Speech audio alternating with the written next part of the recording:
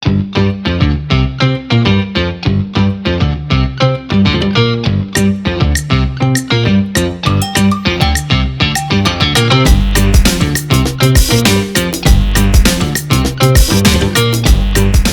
afternoon, everyone. Welcome again to Ohtalks Episode 4, a webinar series that aims to inform and give insights about property, investments, entrepreneurship, technology, and financial literacy. All subjects that are close to the heart of our prop tech company, Oh My Home. I'm Julian, the marketing manager of Ohmyhome Philippines, and I am happy to be your host for today. We have a special guest with us who will talk about a burning topic in these challenging times.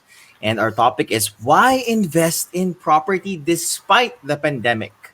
Yeah, exciting, right? For our lovely viewers out there, you can check out the Oh My Home app on both Apple and Google Play stores and visit our website for all your property needs.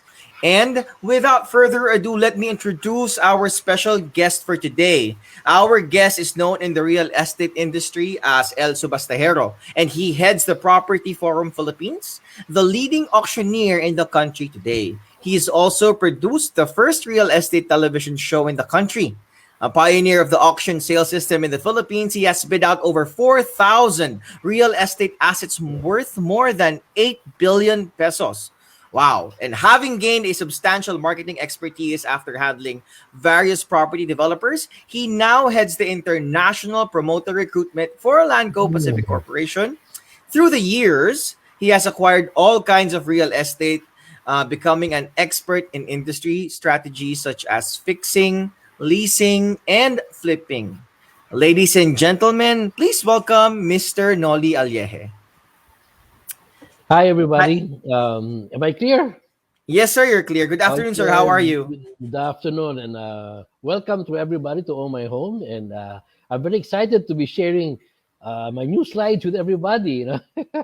Yes, sir. Actually, it's been quite a few months since we saw each other here, no? And so far, sir, how has your 2021 been? So far it's been good. I've been recently going around shopping for more properties to add. It's a good time to buy.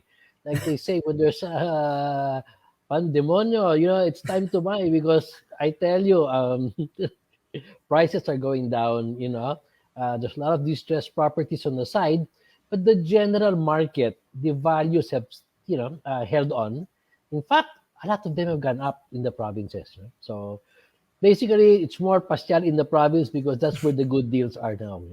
Yeah, and actually, sir, personally, I'm very excited to know what you're about to share to everybody today. And I bet our viewers are also dying to know why and paano or how they can start investing in their property journey during this, as you said, pandemonyo nga ho, no?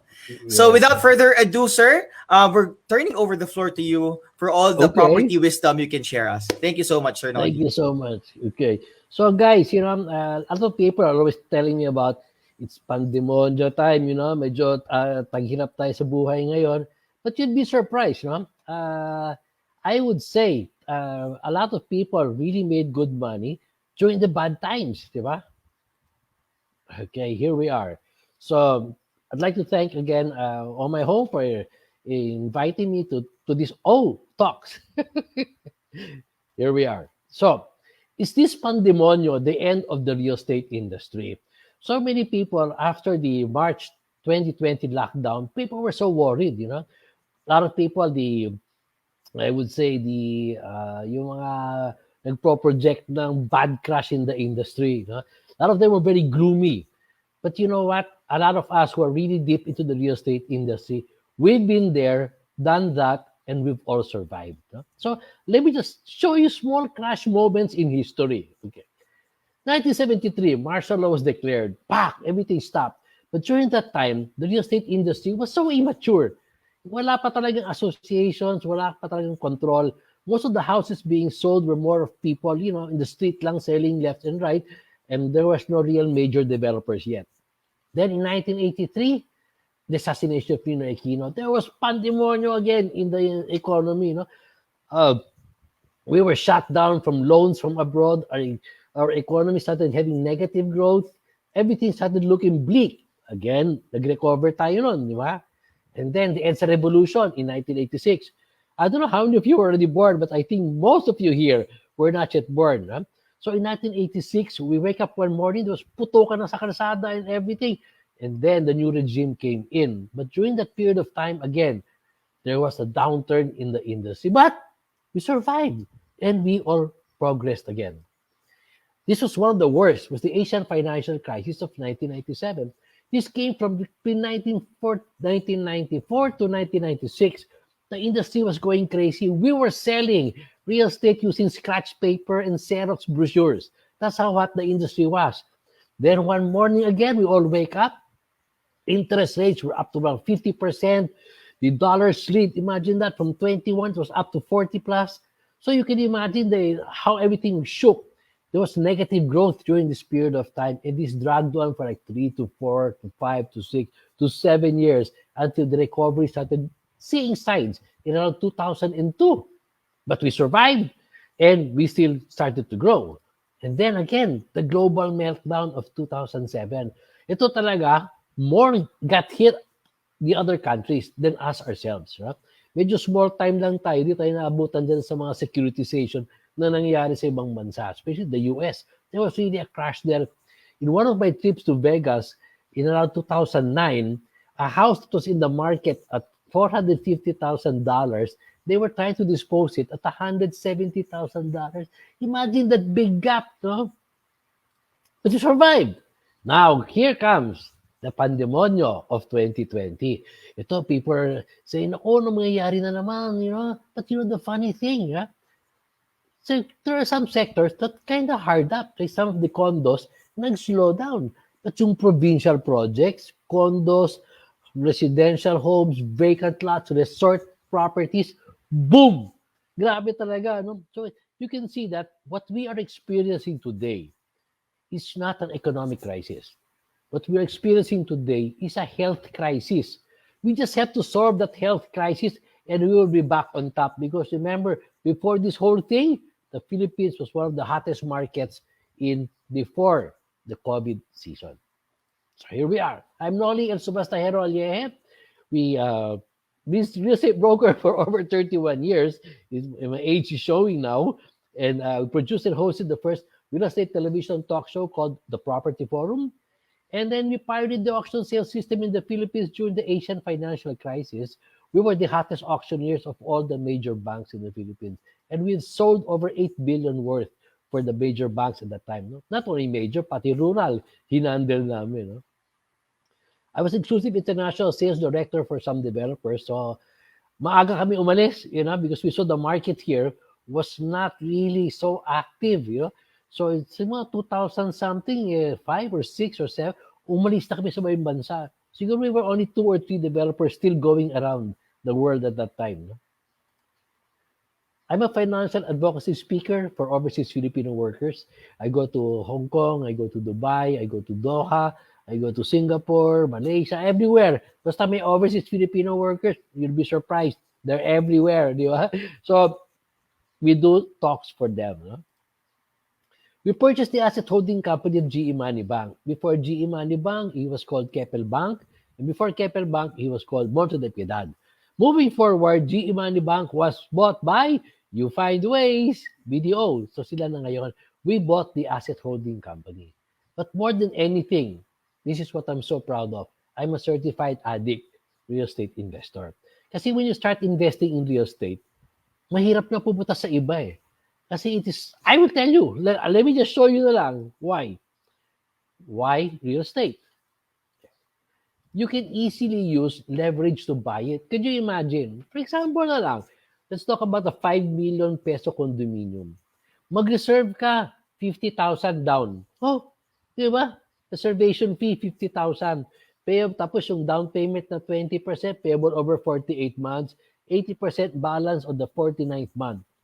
For 50,000 pesos, you have actually owned the right pa lang, hindi pa full ownership, the right to purchase that property. For 50,000 pesos, 5 million ang nakatapat na property mo. No? So, ganun ka-leverage. Tapos yan, monthly mo, 20,000 a month lang, small time. And then comes on the 49th month, your 80% is due. Again, bank loan na naman. Full. value, di ba? Payable over 10, 15, 20 years. Can you imagine the leverage you have on that? There's a limited amount of real estate. Especially makita mo yan pag launching ng magagandang project. Agawan ng units yan, no? I've seen this happen before.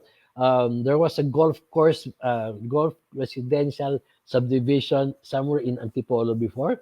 Alam mo, I already thought I saw it in the movies, but I saw a long line. You know, the opening of sales acceptance was 8 a.m. 10 p.m. of the night before, there was a long line from the top of the building all the way down to the basement up to the street. Pila kami lahat mga brokers. We had 3 or 4 sales each just lining up to bring it in. No?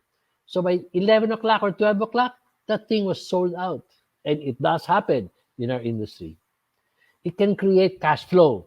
Yan ang sinasabi ko pagdating sa ano, especially a lot of you are millennials here. No? Kami mga may linya. Kayo mga millennials pa lang. No? So makikita nyo that in a lot of you are starting early. I can see it. A lot of people talking about passive income. Me at my age, I'm still doing active income, no? But a lot of my income today comes from the passive, where my rentals and my rent-to-owns.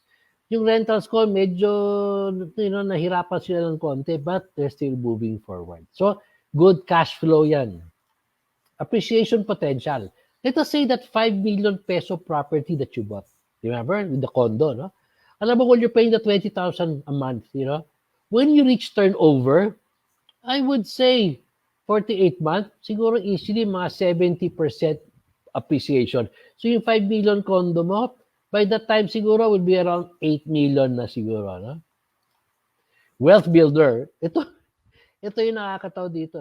If I tell you, amigo and amiga, you deposit 20,000 a month in your account for the next 48 months. I can tell you, somewhere along the way, you're going to skip some months. Somewhere along the way, some of you may even stop putting out money. But you know what? When you are doing your monthly amortization for your down payment and your loan, ano mo yan, ang tawag ko dyan, forced savings. Nakakabagsak ka talaga ng 20,000 a month because you will lose something. Not just a gain, but you can lose something. Kaya I like talaga yung wealth building aspect ng real estate. Best collateral. If you're expanding a business and you have a real estate asset and you put it down on the table as your collateral, I would say 90% almost approved ka. Yung 10% depending na lang sa bankability mo. No? Have you cleaned your credit cards? Have you cleaned your amortizations? Yung mga ganun, no? Wala ka bang tagilid na accounts dyan? If you can do that, best collateral. But, I'll tell you, caution in the wind. Do not mortgage naman the house where you live in. Kasi for example, ngayon na may pandemonyo, may bubong ka sa ulo mo, di ba? Perfect for you. Why? Because konti na lang trabaho, may pagkain ka na sa mesa. Di ba? Konting kembot dyan, meron ka ng pambayad sa kuryente. But the rentals are very hard to pay for every month. Di ba? So remember, try as much as possible not to mortgage your own home. Yung mga ibang assets mo, yun, okay lang yun. Huh? So, it's secured. Me, when I buy real estate, I can relax. I buy a condo, may property management dyan. May security guard sa baba. Di ba? Walang makakayat ang ganun-ganun lang. If I buy a house in a subdivision, may guards yan, may roving guards, gated community, no? Then let us say na lang, di ba? I buy another property somewhere and then may kagenggohan, di ba? I lose my title. There is a solution. You just have to go to court to reconstitute the title, di ba? May pumasok sa property mo, you can just go to court for that. In other words, real estate is such a secure. So I always advise all my millennial students, always start with real estate as the best foundation to your family and wealth building. Okay, so is it time to invest in real estate? You may pakiramdam what is around. Some small econometric things, like for example, the interest rate. You can see our interest rate today is only 4.2. Yan interbank rate yan, no? So, ibig sabihin nun, pag nagsala market yan, it's just more basic points on top. May 5.2, 5, 6. Could you imagine the interest rates are that low?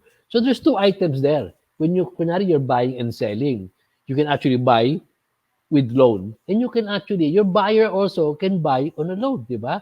So, maganda mapababa ang interest rates. Yan to, yung mga tumitingin sa mga rentals. No? In Asia, we are number 2 on ROI. We're at 6.13% on ROI. For this is for AAA assets. Ha? Could you imagine pa yung mga nasa village? Alam niyo yung village, di ba? Yung gilid ng mga village. Di ba? So you can see what that rate. Very good return. Why will you leave your money in a savings account sleeping at 0.8% with tax pa? Di ba? Invest in real estate. Overseas Filipino remittances. Ito yung sinasabi na, kita nyo, excuse me, yung 2020 medyo nag-dip ng konti, di ba?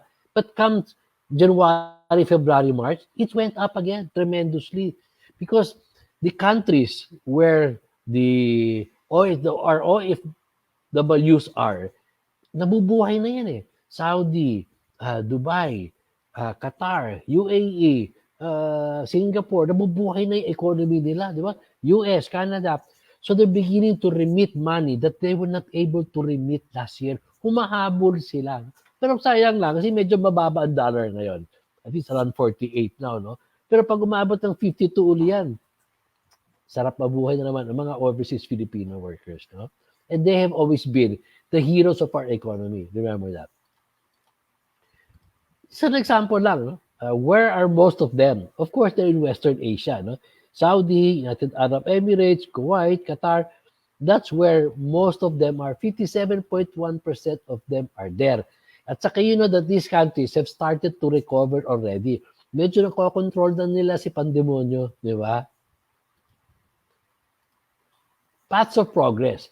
When you're buying real estate, you have to be sure na wala ka doon sa may negative growth or negative migration places, di ba? I'll give you one example. Sana walang nakatira doon ngayon. No? But if you go in SLEX, if you're in the South Luzon Expressway, and you're going from Makati, going all the way now to Calamba, the left side, you will notice that the growth on that left side is kind of slow compared to the growth on the right side. No? So may negative migration sa left. They are now moving to live on the right side. Santa Rosa is a very good example.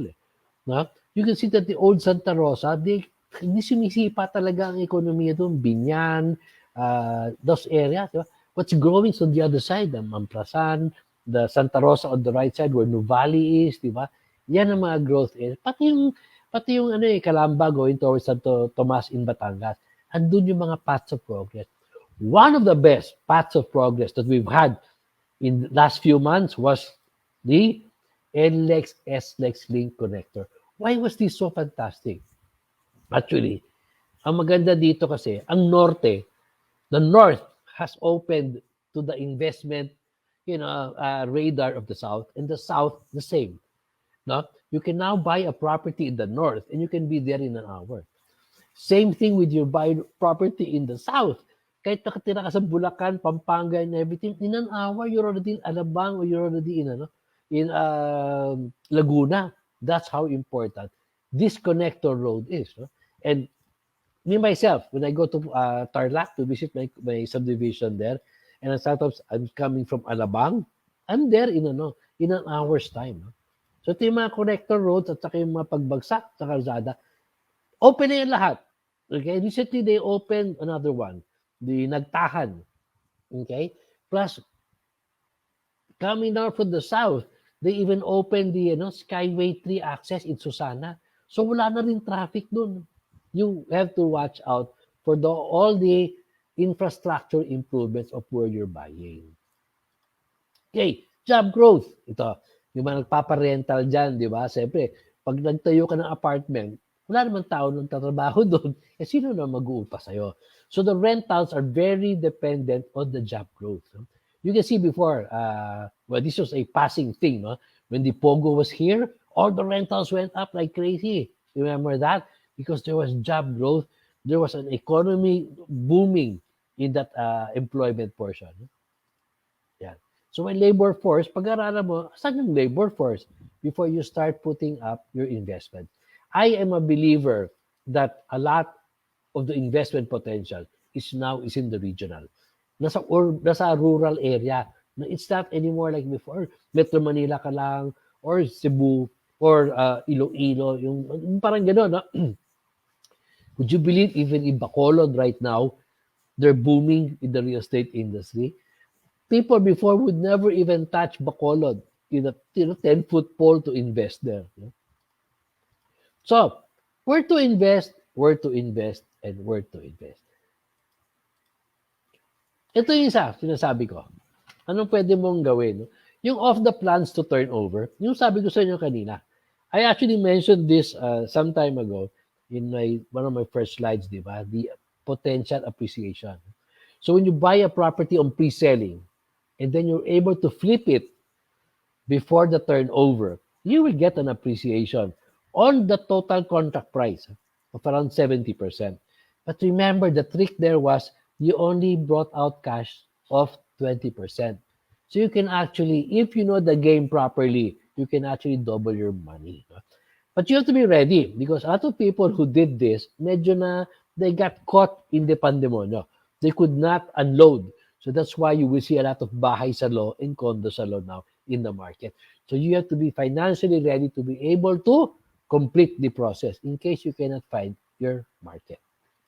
So here we have some good homes, no? Like in Batangas, Bria, in Lipa, no?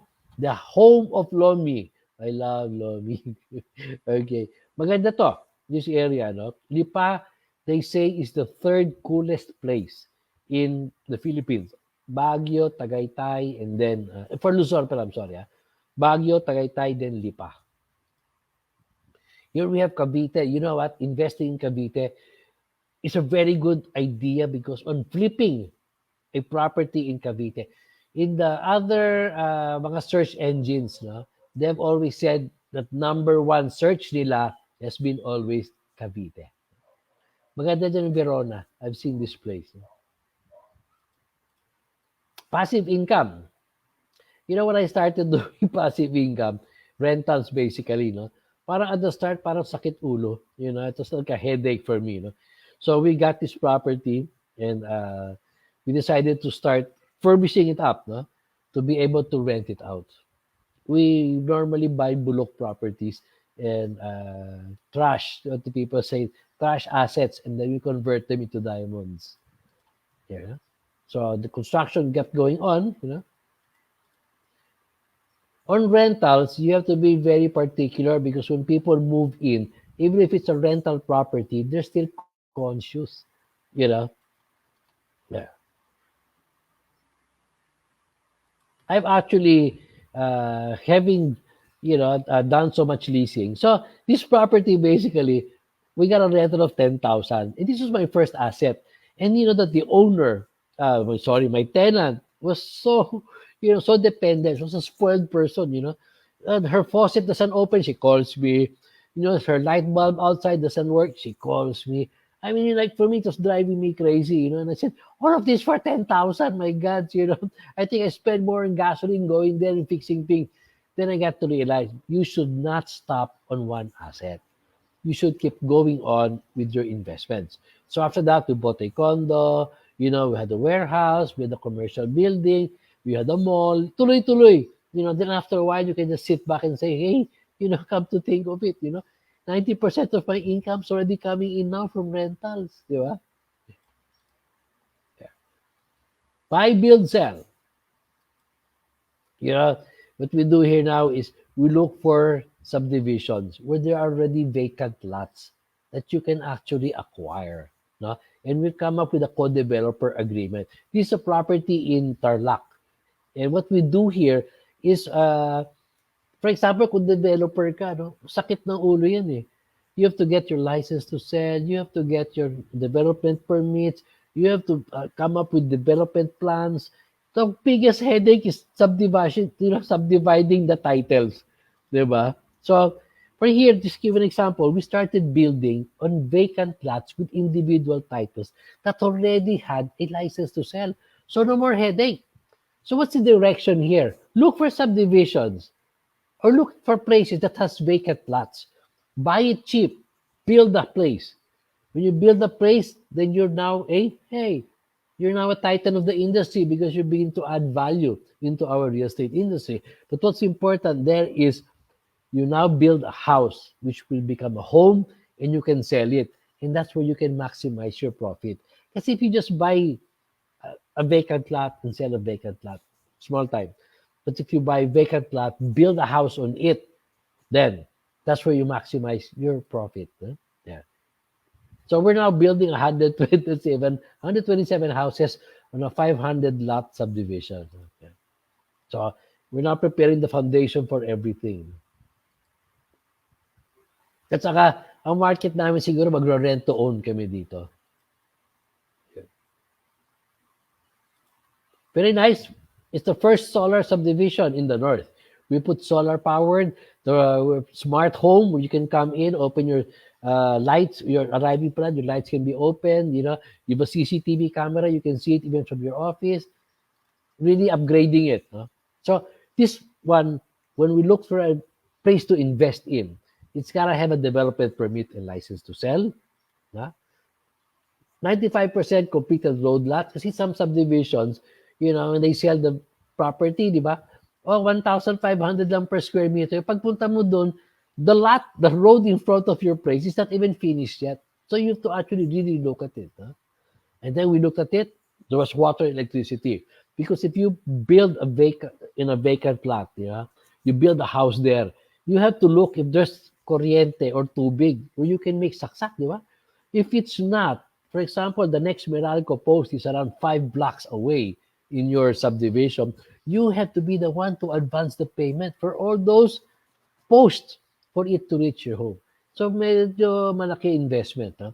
So when you buy vacant lots, be sure you're near within the electric areas. Yeah.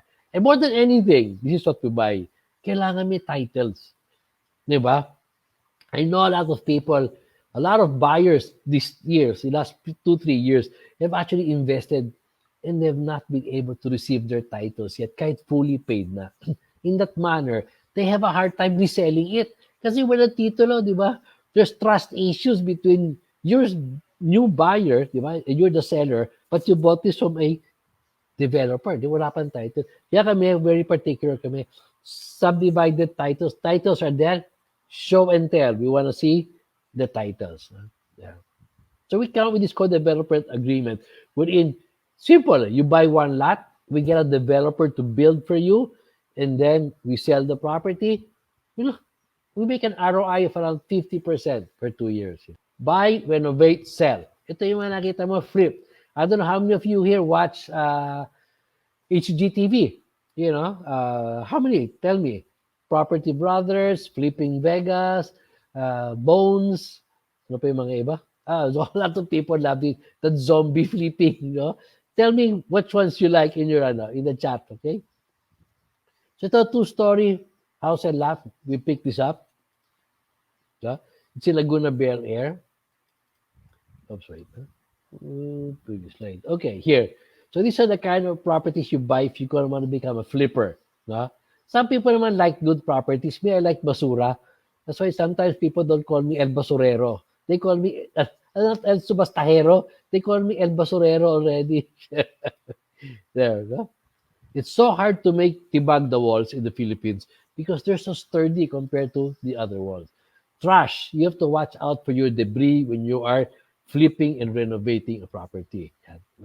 So you can see the kitchen, it's gone. Why? We put the kitchen outside already. So we fixed it. There. So that's how the house looked like when we were starting.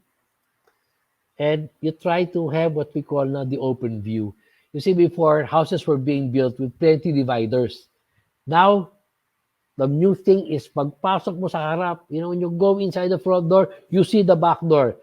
You see the whole house, So there's no dividers anymore. Your living room, your dining room, your kitchen, so many dividers. Now it's all open. Okay? So this is the finishing of the house already. Yeah.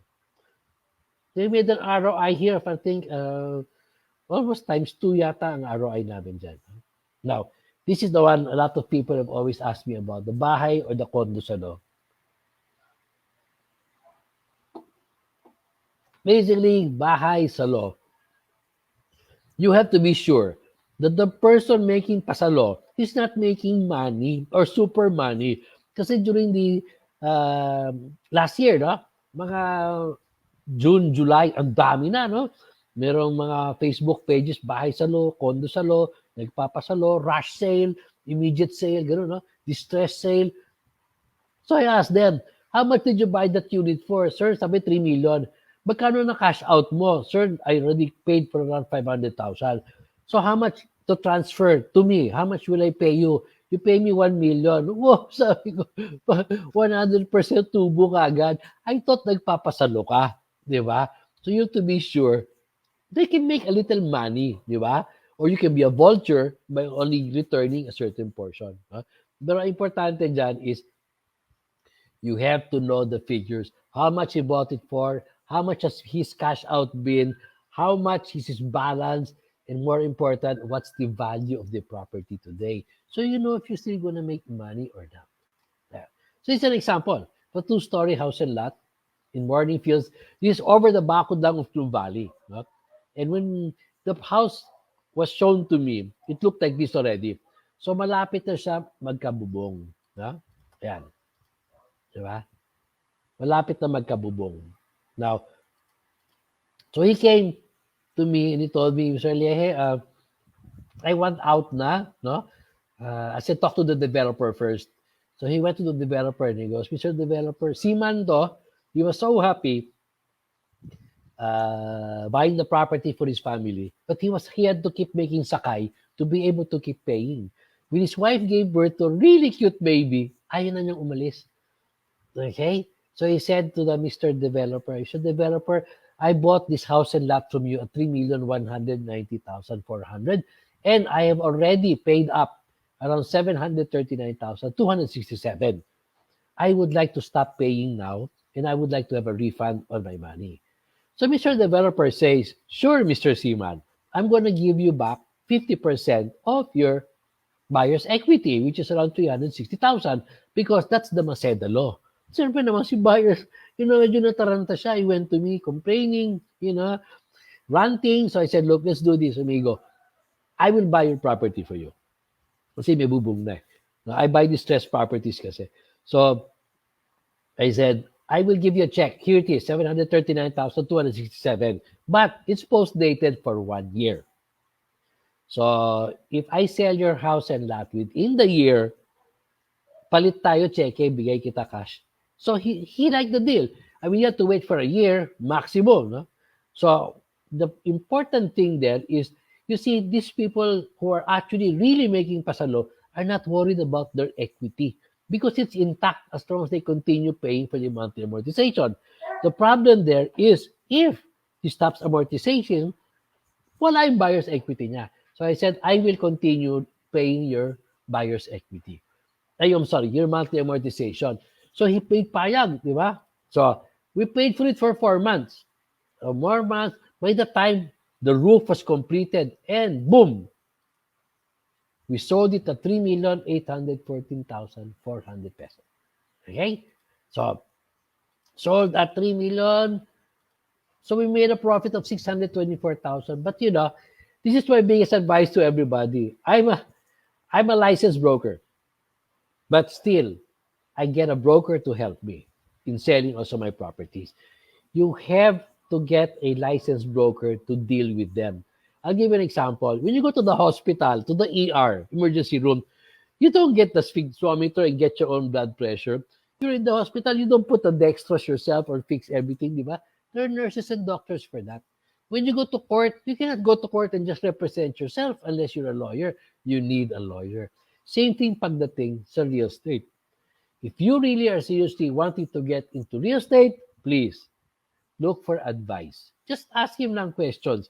A lot of the brokers are very happy to share with you. Okay?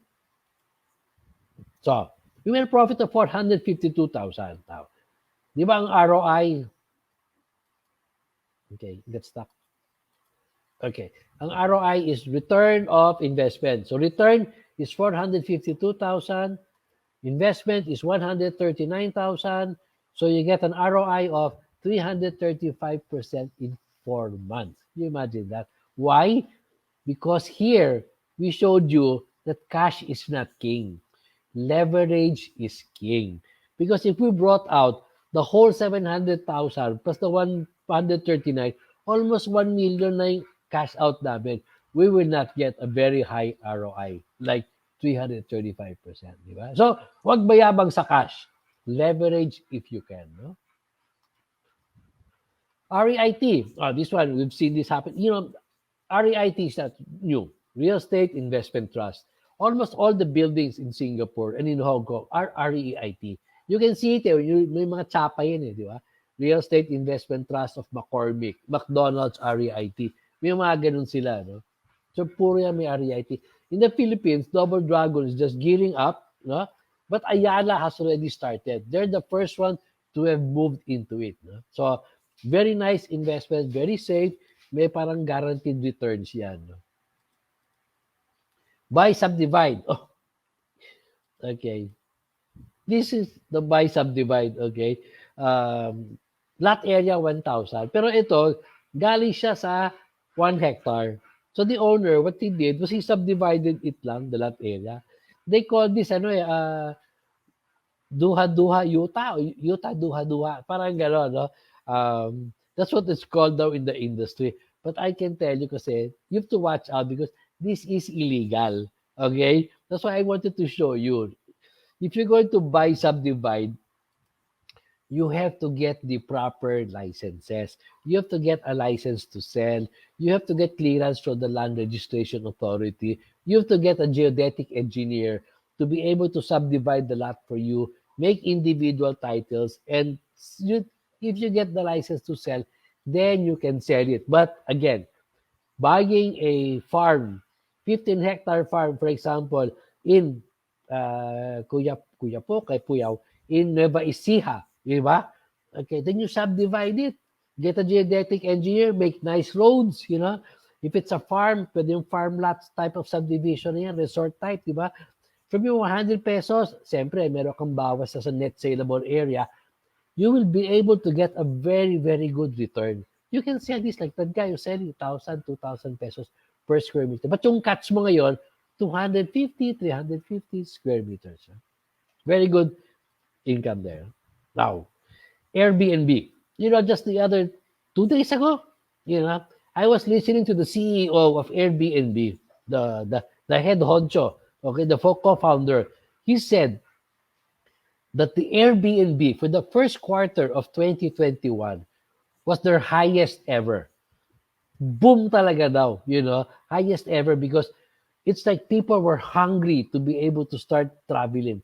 As we mentioned, medyo naiwanan lang tayo. Siguro we're like 4 or 5 months behind the whole thing. Just the other places, very high already their inoculation, their vaccination. In some countries, they don't wear masks anymore. They already have social functions. They already have get-togethers. They already have sports shows in the arenas. Yung gano'n, no? In fact, when you're walking with a mask, everybody looks at you like you're a weirdo, di ba? So, medyo we're a little bit behind. But when that opens, you can expect. Remember, we were one of the hottest countries for Airbnb because remember, we have one of the best resort facilities in the world. Especially mga beach properties natin. No other country can compare with what we have. Like for example, ito, mga metro properties na pwedeng gawin, Airbnb, diba? Yeah. So, another one is the Avida Cloverleaf Tower 2. Ito maganda to because you're so close to the NLEX S-Lex Connector Road, diba? You wanna go to Subic, malapit. You wanna go to Baguio, malapit. You wanna go to Tagaytay, get up on the NLEX S-Lex Connector Road, and you're in Tagaytay maybe in an hour and a half. Talagang fantastic na ngayon. Huh? Yan. La Union, we know this very well, di ba? The surfing capital of the Philippines. My son actually goes there to surf some years back. There you are. Distressed asset. So, right now, you can see that there are some assets that are distressed. What's important is you're able to identify and you're being able to review. My basic rule in buying properties is the more basura, the more I like it. The more complicated, the more I want it. And the more legal problems, the more I want to buy it. So, yun ang mga ano ko sa distressed assets. There we are. So it's a building, just distressed. We picked it up. It's 12 condominium units, all empty, the whole building. Legal problems left and right. But it's inside, the Parañaque area. The investment was only 3.7 because of the problems that were with it. There was even no possession yet. So after we cleaned up everything, we actually went to an appraiser and had it appraised, and the appraised value was 48 million. You see? Because at the start, the value was actually, trapped by all the legal problems, the possession problems, the title problem, and dami. But over the years, like it took us like 3 to 5 years to be able to understand the whole problem, and we're able to solve it. Yeah. So you can see, yeah, these are my mentoring students. So the first floor, it looks like school. Is it? As you can see, the second floor. This is what it all looks like. No? So I'll not show you anymore up to the fifth floor. No? Para ganun-ganun lang siya. And the titles are the old title cuts pa. Malalaki. Imagine, 90 square meters, 536 square meters. There. We found where 101, 201, and 301 is already. So yun naman inaayos na namin lahat. Yes, Sir Nolly, thank you so much for the amazing Thank you so insights and much. presentation, sir. We have actually a few questions po from the chat, and I'll read some of them, sir, so that we can get to sharing wisdom to these questions. So, first question was, what kind of property do you recommend to invest in? I think it's more of the type, house and lot, condo, or lots only. Okay. Again, that depends on what you want to do. You want to hold it, you want to lease it, you want to flip it, or you want to just stay with it. Okay? So, pagka leasing, siyempre condo yan. Di ba? Kasi mas madali talaga i-lease out ang condo kaysa bahay. If you're going to be flipping, buy and selling, I would go for a house. Because the house, you can add so much value to it. Just by cleaning it, you already make profit. Now, if you're just going to be holding it, maganda yung vacant lot, tapos pag medyo maganda na yung panahon, you build on top of it. So, but maybe the other question you would like to ask is, where can I buy now? It should be a good location. Me, I've started looking at the north side. Tarlac, Nueva Ecija. Kasi papunta na dun yung development. Metro Manila prices are a bit high already. But the Calabar zone is still good because it's beginning to rise. Di pa siya nagpipik. Pero nandun na rin siya.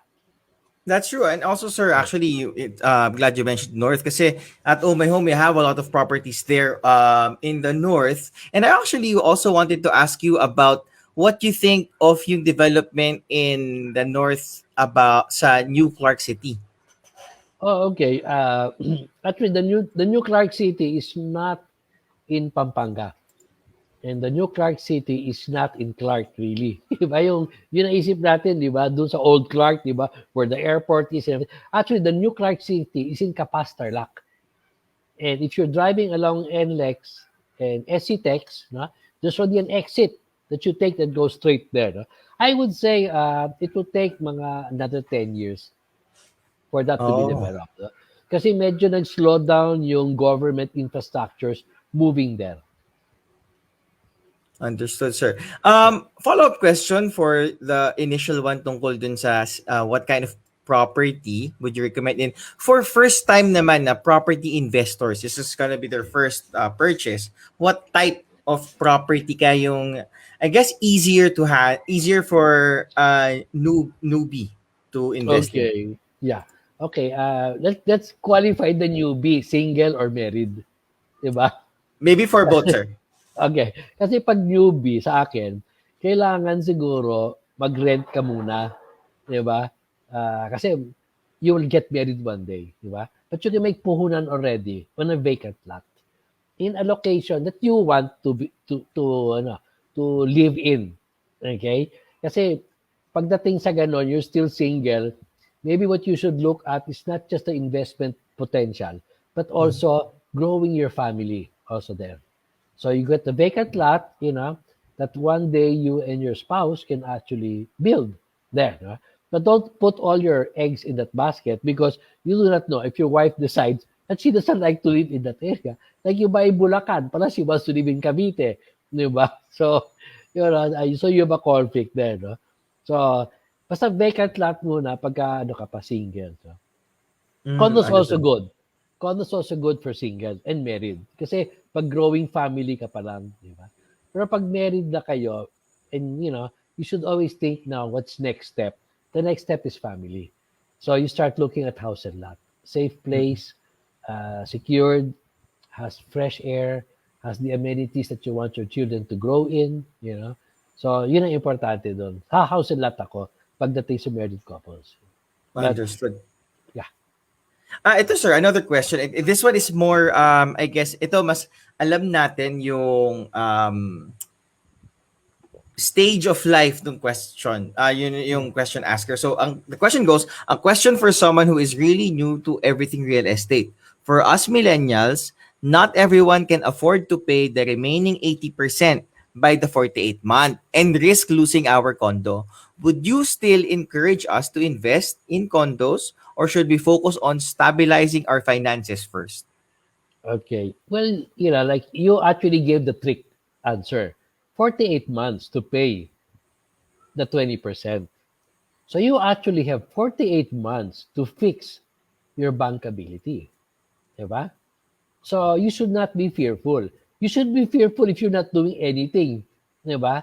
Pero kung sabihin na natin, diba, alam mo, in 48 months, you're going to be having to come up with a bank loan of 2 million, well, you better hustle up your income levels.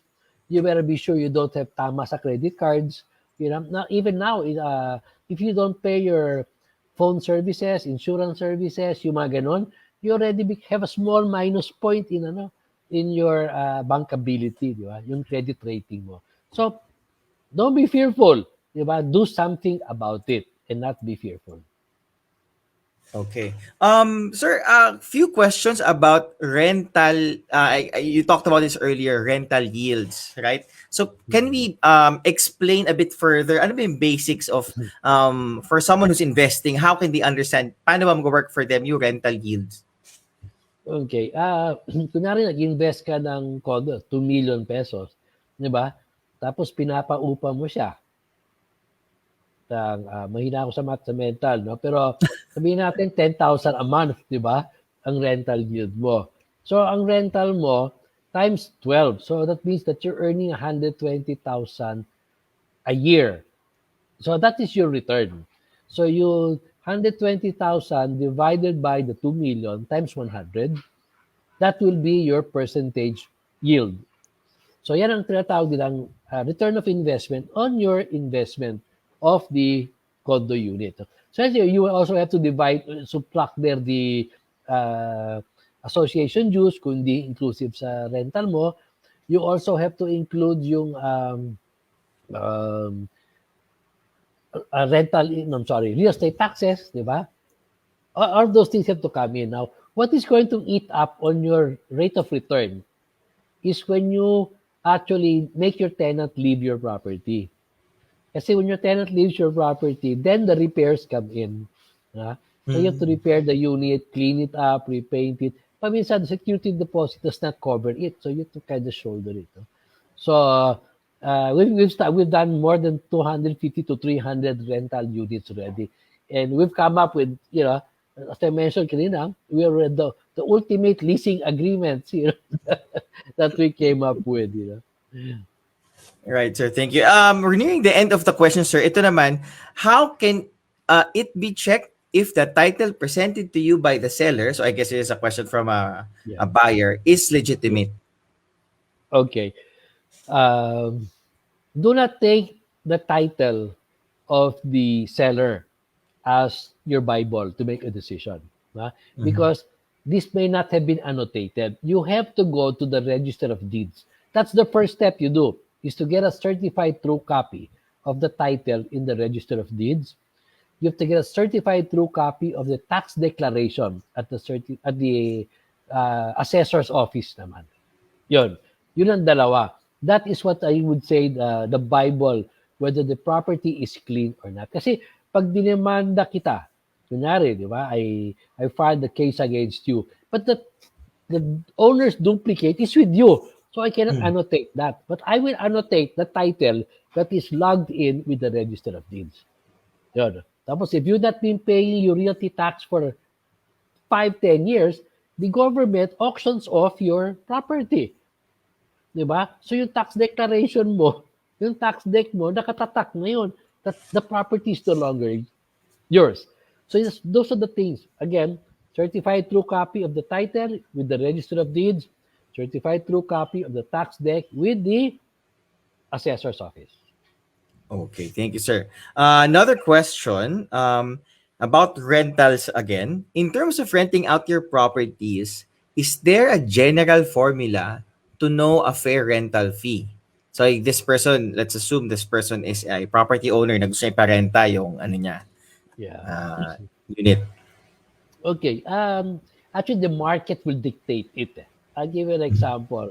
There was a condo development along EDSA. It's 3 towers. Sabay-sabay siyang inopen yung 3 towers. Each tower had 500 units. So there was 1,500 units. And around 60% of that was for rentals. So you can imagine how much the rates were, di ba? But everybody was starting at 15,000. But then, your neighbors at 15. So the other person, I would make mine 14. And the other was 13. So you have to make pakiramdam talaga the rates. No? Pero a lot Mhm. of people look for that ROI. So they multiply it by 6% and divide it by 12. That would most probably a starting rental rate for you. Right, right. And actually, for the question asker, if you go to our platform on Oh My Home, we have agents, licensed agents who can also help you in renting out Mm. your property. But moving on to another question, sir.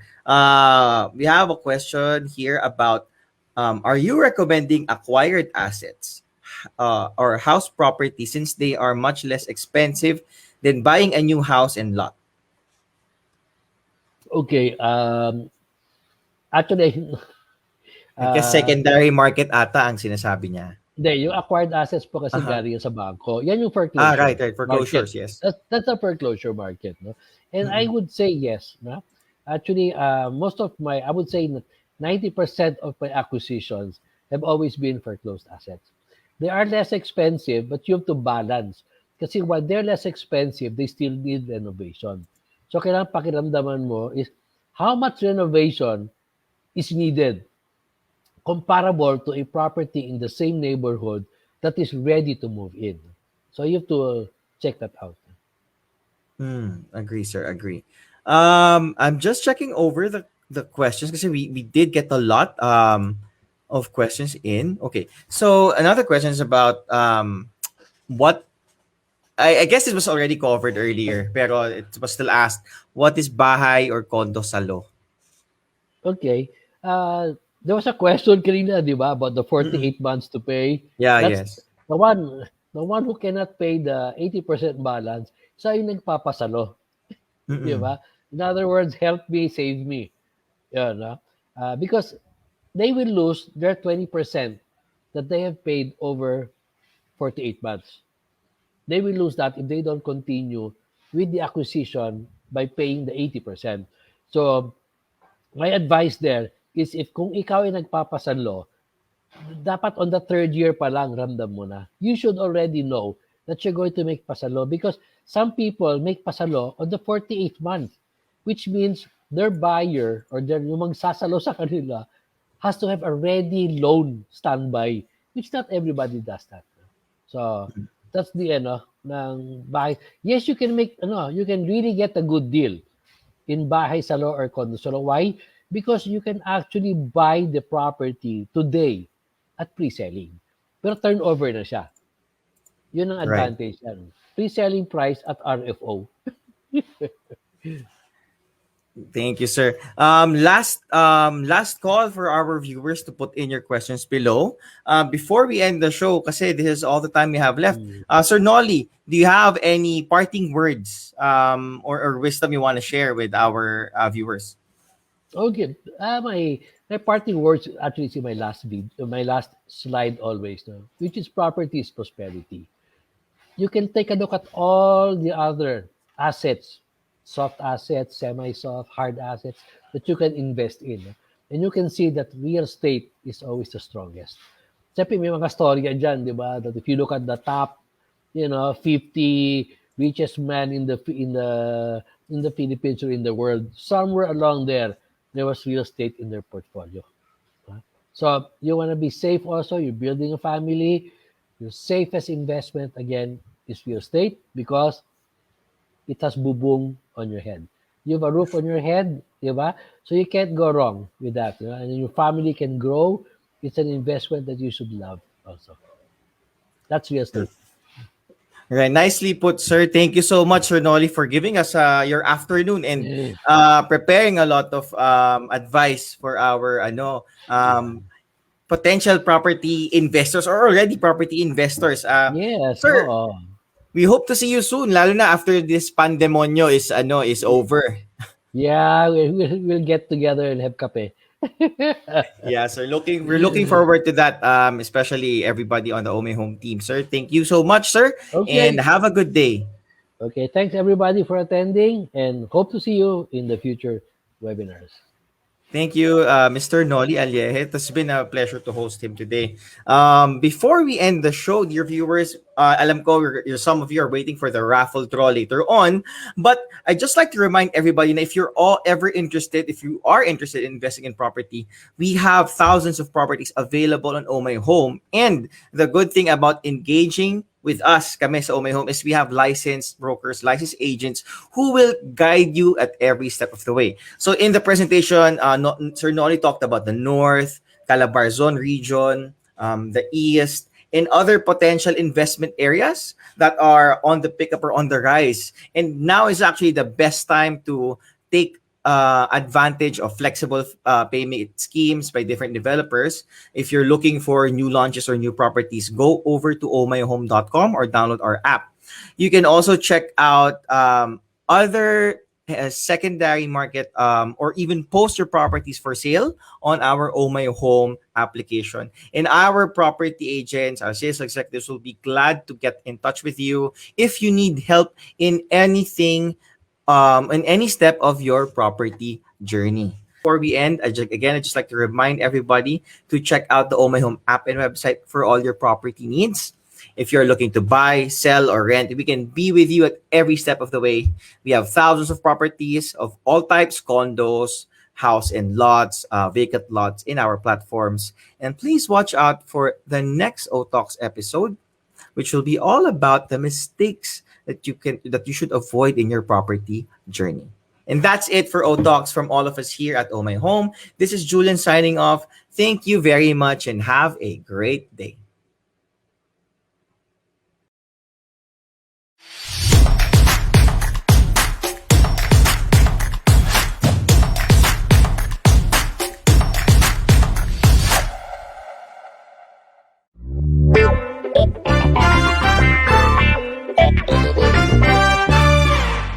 Why is Oh My Home expanding to the Philippines? The goal of Oh My Home is to be a global player in taking care of everyone's housing transaction journey, starting with the buying, selling, and renting of their homes, and every step after, including the renovation and maintenance of their homes. In Singapore, Oh My Home is a market leader in providing a one-stop shop property solution when it comes to buy, sell, or rent. We're a unique business model which enables us to provide you with a DIY do-it-yourself solution as well as a full-fledged agency service. Expanding to the Philippines is a logical next step for Oh My Home. In Manila alone, in the last 3 years, we've seen an increase of 11.9% on condominium property prices every single year. And in terms of number of transactions, we have also seen it steadily climbing. So in 2018, there's a record of 54,000 condominium transactions, surpassing the previous year of 53,000 condominium transactions. And with such a huge population, it's only natural that only using reliable technology, with advanced technology, we're able to extend fast, reliable, efficient service to everyone. And in fact, we're not new in Philippines. We actually have an office in Manila for the last 3 years, and most of our tech team members are Filipinos. So extending our services to Filipinos, it's actually a dream come true for my team. So we're so excited about this.